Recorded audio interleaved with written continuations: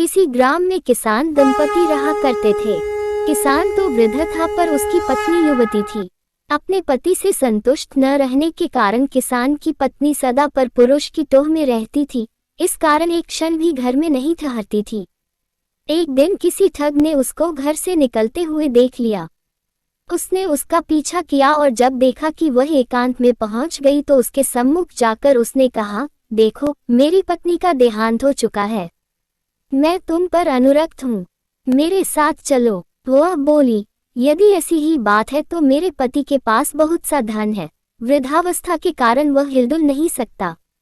मैं उसको लेकर आती हूँ जिससे कि हमारा भविष्य सुखमय बीते। ठीक है, जाओ। कल प्रातःकाल इसी समय इसी स्थान पर मिल जाना।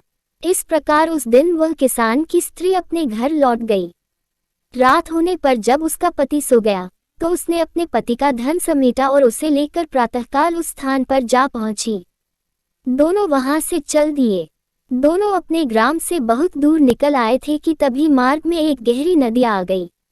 उस समय उस ठग के मन में विचार आया कि इस औरत को अपने साथ ले जाकर मैं क्या करूंगा, और फिर इसको खोजता हुआ कोई इसके पीछे आ गया तो वैसे भी संकट ही है। अतः किसी प्रकार इससे सारा धन हथिया कर अपना पिंड छुड़ाना चाहिए। यह विचार कर उसने कहा, नदी बड़ी गहरी है, पहले मैं गठरी को उस पार रख आता हूँ, फिर तुमको अपनी पीठ पर लाद कर उस पार ले चलूंगा।